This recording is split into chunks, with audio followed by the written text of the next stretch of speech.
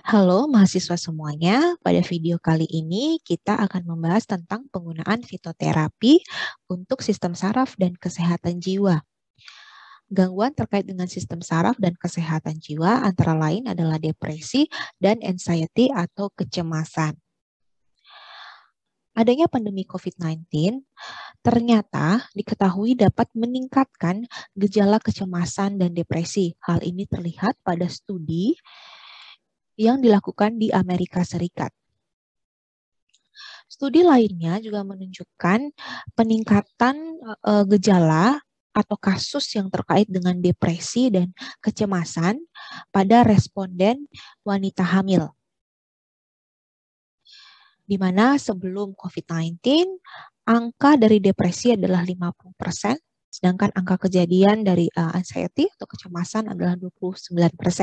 Dan setelah atau selama COVID-19, angka tersebut meningkat 3 hingga 4 kali lipat.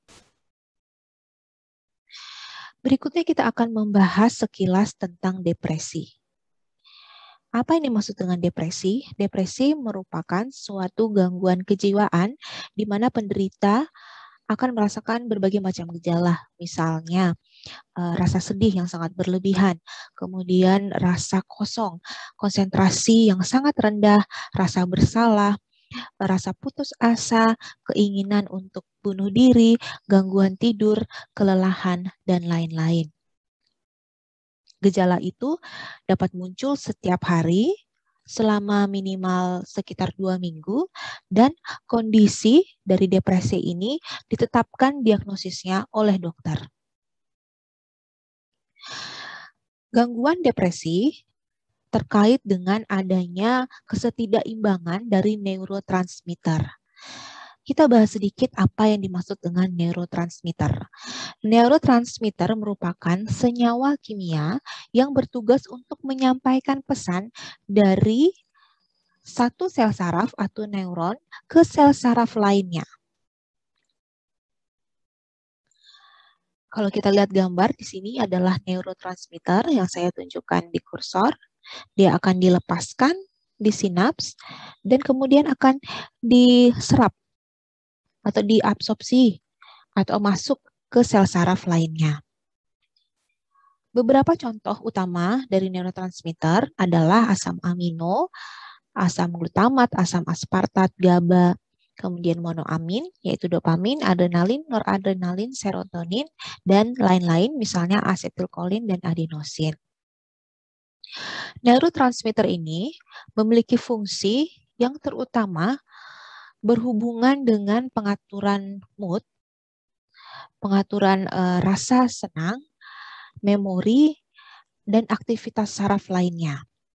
Dan adanya gangguan dari neurotransmitter dapat menyebabkan depresi maupun kecemasan atau ansietas. Berikutnya kita akan membahas bagaimana aksi dari neurotransmitter di otak. Kita bandingkan antara otak yang normal dan otak dari penderita depresi. Yang pertama, pada kondisi normal terlebih dahulu. Neurotransmitter, dalam hal ini contohnya adalah serotonin, akan dilepaskan oleh satu neuron atau satu sel saraf. Dia akan masuk ke sinaps atau sinapsis. Ini adalah gap atau jarak. Sinaps ini adalah jarak antara satu sel saraf dengan sel saraf lainnya. Nah, ketika dilepaskan, dia akan dilepaskan ke sinapsis, kemudian akan diserap oleh neuron yang lain atau sel saraf yang kedua dalam jumlah yang cukup. Jumlah yang cukup untuk melanjutkan pesan. Nah, sisanya serotonin atau neurotransmitter yang masih tersisa atau yang tidak terserap oleh neuron yang kedua, ini akan direabsorpsi atau direuptake atau diambil lagi oleh neuron penghasilnya. Namun, pada penderita depresi atau gangguan kejiwaan depresi, serotonin yang dilepaskan ke sinapsis diserap dalam jumlah yang tidak cukup atau kurang. Jadi jumlah yang terserap tidak cukup dan jumlah yang diambil kembali atau di reuptake itu lebih daripada kondisi yang normal. Selain dari gangguan neurotransmitter atau ketidakseimbangan neurotransmitter, beberapa faktor lain yang berhubungan dengan depresi adalah peningkatan dari sitokin inflamasi, misalnya TNF-alpha, interleukin 6, dan lain-lain. Kemudian adanya stres oksidatif, adanya gangguan di pencernaan, dan lain-lain. Terapi farmakologis untuk kondisi dari depresi, ini contohnya beberapa contohnya antara lain adalah obat golongan SSRI, golongan TCA, dan golongan MAOI atau monoamin oksidase inhibitor. Terapi farmakologis ini ternyata tidak secara keseluruhan dapat menghilangkan gejala depresi. Bahkan penggunaan dari inhibitor monoamin oksidase itu dapat meningkatkan konsentrasi monoamin secara drastis yang justru meningkatkan gejala kecemasan, menyebabkan gangguan-gangguan lainnya, misalnya gangguan pencernaan. Oleh sebab itu, maka diperlukan adanya pengembangan obat antidepresan yang baru. Salah satu terapi komplementer yang dapat digunakan untuk mengatasi depresi itu adalah aromaterapi. Berikutnya kita akan membahas tentang aromaterapi. Apa yang dimaksud dengan aromaterapi? Aromaterapi merupakan penggunaan minyak atsiri atau essential oils, bisa melalui cara inhalasi, bisa juga melalui topikal, ya, misalnya dengan massage, atau mungkin juga bisa per oral, di mana penggunaan minyak atsiri ini digunakan untuk mencapai atau mendapatkan kesehatan jiwa dan raga. Bagaimana minyak atsiri itu dapat digunakan sebagai antidepresan? Jadi sebagaimana kita ketahui ya, kondisi depresi itu beberapa faktor yang berhubungan dengan kondisi depresi, adanya penurunan monoamin transmitter yang terserap, kemudian kondisi abnormalitas di beberapa organ. Dengan adanya essential oil atau minyak atsiri, kondisi-kondisi tersebut dapat diperbaiki. Misalnya adanya peningkatan konsentrasi dari neurotransmitter yang bisa diserap oleh sel saraf. Kemudian juga yang terkait inflamasi, tadinya ada peningkatan dari faktor-faktor inflamasi dengan adanya essential oil atau minyak atsiri. Hal tersebut dapat diturunkan. Jadi faktor inflamasi dapat diturunkan sehingga depresi bisa lebih ringan. Beberapa tanaman diketahui memiliki aktivitas sebagai antidepresi. Misalnya dari bagian bunga ya, bunga lavender, kemudian bunga cengkeh, ada dari rimpang juga, Singiber officinale, Campera galanga, kemudian ini adalah herbatimi, ya. Untuk yang ini adalah daun mint, dan juga ada yang dari ini adalah cendana, kayu cendana, ada juga yang berasal dari buah-buahan. Misalnya jeruk ya, minyak atsiri dari jeruk yang diperoleh dari kulit jeruk. Ini hanya beberapa contoh saja, masih banyak sekali tanaman-tanaman yang menghasilkan minyak atsiri yang memiliki aktivitas sebagai antidepresi maupun anti cemas. Yang paling banyak diteliti adalah lavender yang terkait dengan aktivitasnya sebagai antidepresi. Sekarang kita berbicara tentang minyak atsiri. Mengapa minyak atsiri itu memiliki aktivitas sebagai antidepresan?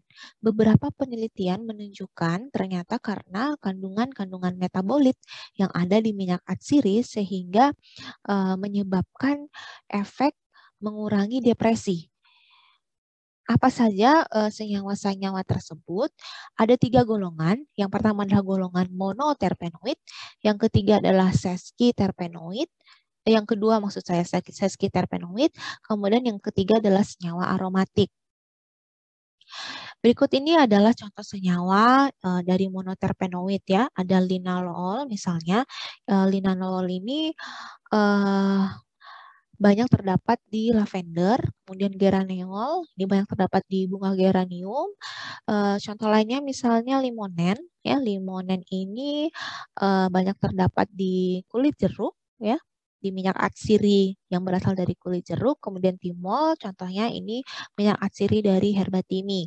Selain itu juga ada yang antidepresan sesquiterpen,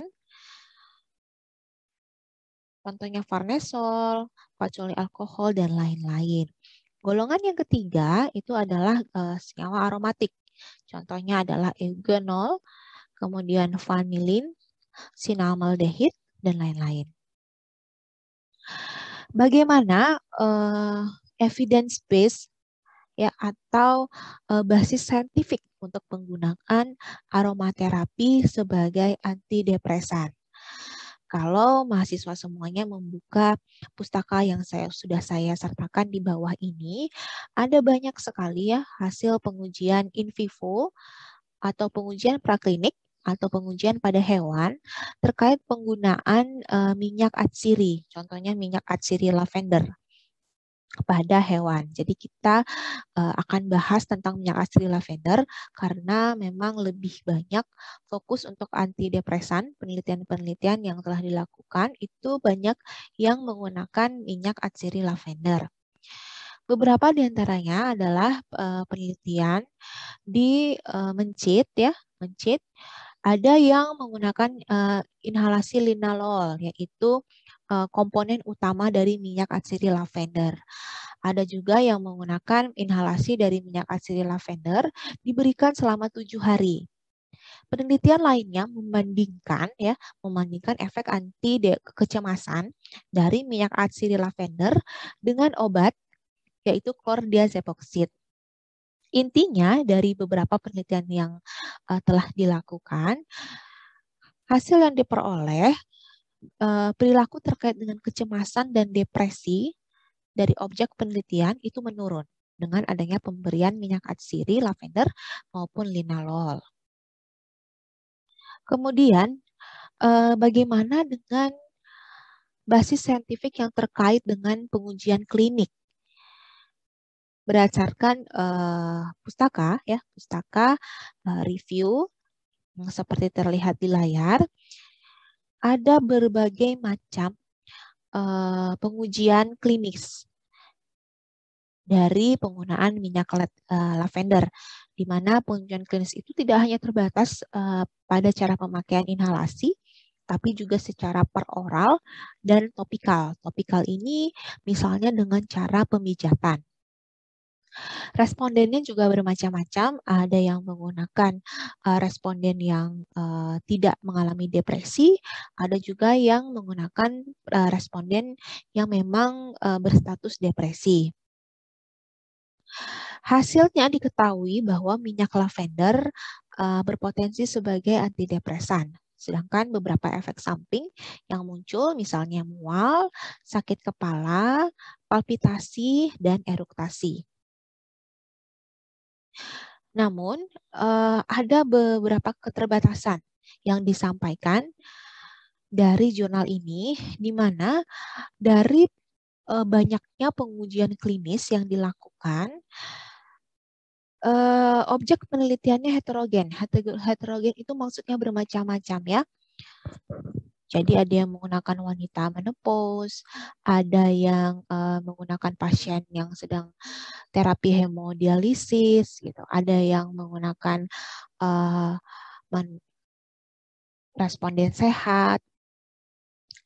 Ada juga yang menggunakan responden depresi tapi tidak jelas tegak diagnosis depresinya. Maksudnya dia tipe atau jenis depresinya seperti apa tidak dijelaskan secara rinci.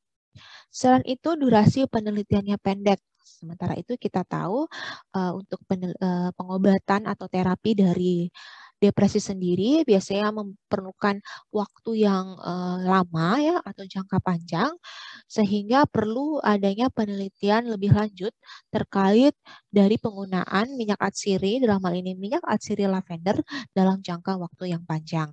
Kemudian sampel penelitiannya kecil serta dosis minyak lavender yang bervariasi. Nah, dari pengujian klinis ini memang membuktikan potensi dari minyak lavender itu sebagai antidepresan. Namun penggunaannya secara luas dan secara jangka panjang harus melewati penelitian lebih lanjut. Berikut ini adalah contoh produk, ya, contoh produk dari negara Jerman yang menggunakan minyak lavender yang dimaserasi dingin ya dengan indikasinya untuk mengurangi stres. Namun produk seperti ini rasa-rasanya belum ada ya di Indonesia. Oke, sekian penjelasan saya pada video kali ini. Apabila ada pertanyaan, dapat kita diskusikan saat di kelas nanti. Terima kasih atas perhatiannya.